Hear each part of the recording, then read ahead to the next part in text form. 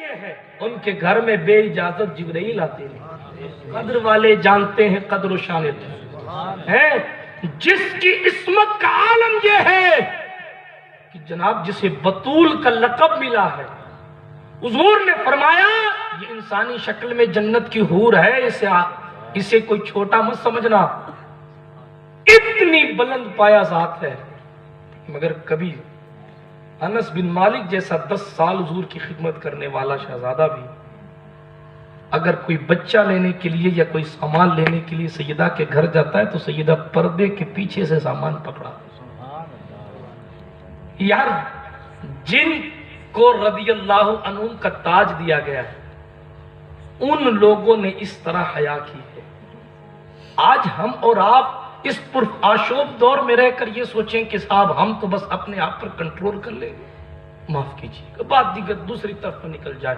عرض کر رہا تھا سرکار مدینہ راحت قلب و سینہ کی کا یہ سکون ہے. اللہ اکبر کبیرہ. رحمت للعالمین مصطفیٰ ہیں. ہر باپ کے لیے اس کی بیٹی رحمت ہوتی ہے. فاطمہ وہ ہے جو رحمت للعالمین کے لیے رحمت ہے. مقام فاطمہ کو کوئی سمجھ پائے گا؟ اللہ غنی.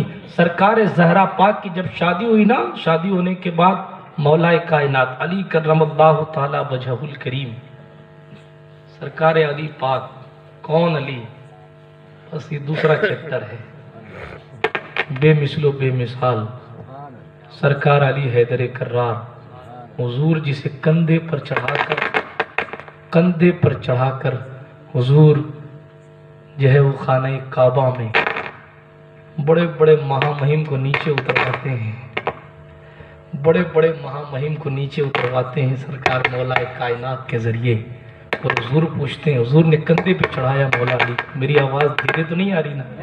ہاں تو پھر میری طرف دیکھیں نا. وہ تو ان کو شہزاد بھائی کو تو روز دیکھتے ہیں، میں کبھی کبھی آتا ہوں.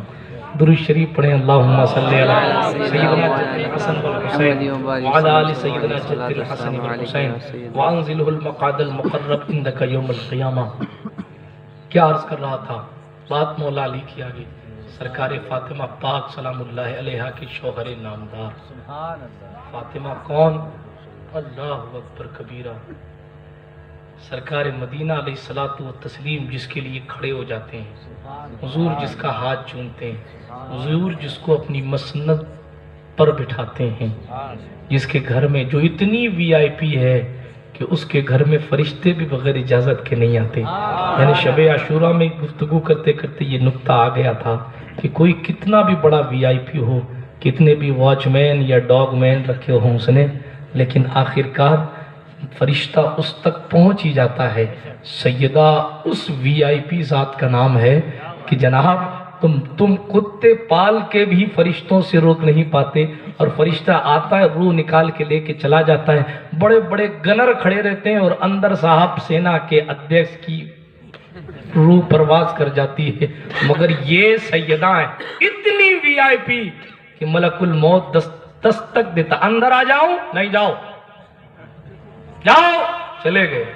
پھر اندر آ جاؤ؟ نہیں. جاؤ. اندر آ جاؤ؟ نہیں. جاؤ. موت کا فرشتہ سیدہ پاک منع کرتی وہ چلا جاتا ہے. چلا شاید یہی وجہ ہے کہ زندگی میں پھر وہ پلٹ کے نہیں آیا. صاحب تفسیر روح البیان نے لکھا ہے، قدرت نے کہا جا فاطمہ کی روح نکال لے. فرشتے نے عرض کیا مولا مجھے سیدہ سے حیا آتی ہے. آخرکار اللہ پاک نے اپنے دست قدرت سے جو اس کی شان کے لائق ہے سیدہ پاک کی روح کو قبض کیا. یہ سیدہ ہیں. اللہ غنی. اتنے فضائل اور اتنے خصائل ان کے کہ میں اس وقت یہ سوچ رہا ہوں کون سا والا بیان کر دوں اور کون سا چھوڑ دوں. بات کو بڑی تیزی سے کے ساتھ سمیٹنا بھی ہے اور گفتگو میں کچھ پیغام کی باتیں بھی کر کے اپنی جگہ لینی ہے. سرکار مدینہ صلی اللہ تعالی علیہ وآلہ وسلم نے سیدہ کو اپنی دعاؤں کے ذریعے بے مثال بنایا. مصطفیٰ جان رحمت کی بیٹی ہونے کی وجہ سے قدرت نے بہت جو ہے کرم فرمایا، ہمیشہ کرم فرمایا. بڑی تیزی سے گفتگو کو سمیٹ لیتا ہوں. مولا کائنات وہ ہے جو علی سیدہ فاطمہ کا شوہر ہے. جب شادی ہوئی نا بات چھوٹ گئی تھی. جب شادی ہوئی تو سرکار فاطمہ ایک رات اٹھی تو دیکھا علی مولا زمین سے باتیں کر رہے ہیں. تو تو حضور کی خدمت میں کہیں دوڑتی ہوں، یا رسول اللہ بات سمجھ نہیں آئی، آپ نے میرا نکاح کس سے کر دیا؟ سرکار مدینہ نے فرمایا فاطمہ سب سے زیادہ علم والا، سب سے افضل اس وقت کے شخص سے میں نے نکاح کر دیا۔ سرکار مولا کائنات سے نکاح کیا۔ کہا لیکن سرکار بات سمجھ نہیں آتی تو زمین سے باتیں کرتے ہیں، زمین سے باتیں کرتے ہیں۔ حضور علیہ السلام نے 2 رکعت نماز پڑھی، سلام پھیرنے کے بعد کہا فاطمہ تجھے خوشخبری ہو، اللہ نے نیک صالح اولاد کی خوشخبری تجھے دی، اور وہ زمین کو آرڈر ہوا تھا کہ اس زمین کے سینے پر کون کون سے واقعات ہونے والے ہیں وہ علی کو بتا دے۔ اب زمین پہ کیا ہونے والا ہے وہ علی اور زمین آپس میں ڈسکشن کر رہے ہیں۔ یہ مولا کائنات کی ذات ہے۔ فضائل آپ سنتے رہتے ہیں، بڑی تیزی کے ساتھ آگے بڑھتا ہوں۔ برادران ملت اسلامیہ، ایک ایک ذات امپورٹنٹ، ایک ایک ذات۔ سرکار زہرا پاک کی بات آئی تو میں عرض کر رہا تھا کہ وہ سناتا چلوں۔ سرکار امام حسن پاک کی بات آئی تھی، امام حسن نے کہا میں گھنٹوں گھنٹوں اپنی ماں کی خدمت میں رہتا تھا، ماں کا عالم یہ تھا، رات رات بھر عبادتیں، دن دن میں روزے، اللہ اکبر، پھر بھی ہاتھوں سے چکیاں چلانا، مصطفیٰ جان رحمت کی سنتوں کو ادا کرنا، اپنے شوہر علی کو ہمہ وقت خوش رکھنا، جو قدرت نے دیا اس پر توکل کرنا، اللہ کی ذات پر بھروسہ کرنا، جو ملا ہے اس پر قناعت کرنا، اللہ سبحانہ و تعالیٰ کا شکر ہر حال میں ادا کرنا، پھٹے پھٹے ظاہری پھٹے پھٹے کپڑے پہن کر بھی رات رات پر عبادتیں کرنا۔ بلکہ روایت میں امام حسن ہی فرماتے ہیں کہ میں نے دیکھا کہ رات رات پر میری ماں عبادت کرتی ہے اور رو رو کر سرکار مدینہ کے لیے دعا کرتی ہے، کبھی امت مصطفیٰ کے لیے دعا کرتی ہے۔ امام حسن نے کہا میں نے ساری زندگی میں کبھی اپنی ماں کو اپنے لیے ایک لفظ بھی کہتے ہوئے نہیں سنا، پوری پوری رات میں۔ بلکہ ایک مرتبہ امام حسن نے کہا امی جان، اللہ اکبر، امی جان آپ رات کو عبادت کرتی ہیں، رات رات بھر عبادت کرتی ہیں، دعائیں کرتی ہیں، اپنے لیے کچھ نہیں مانگتی، امت کے لیے سب کچھ مانگتی ہیں۔ اللہ اکبر۔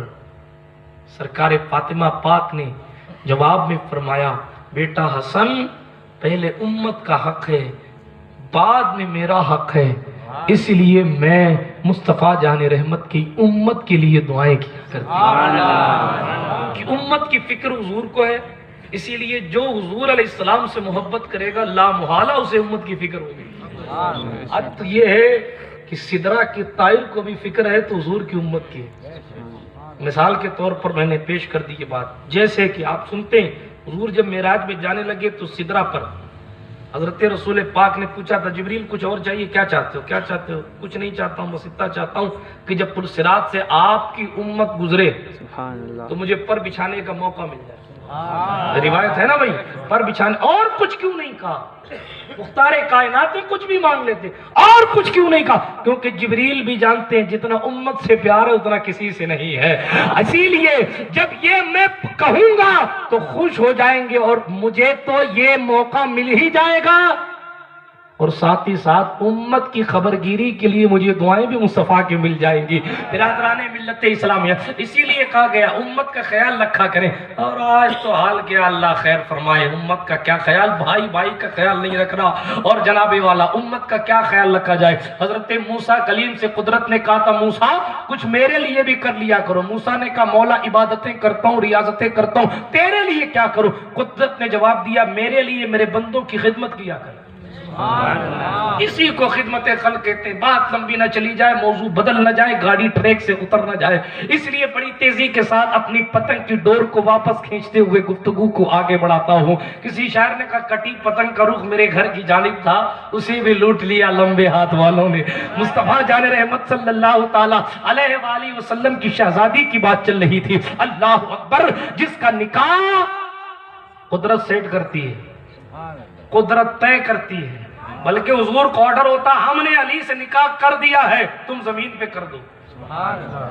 جناب شوہر علی، قدرت اور خدا خود ولی جس کا بنتا ہے،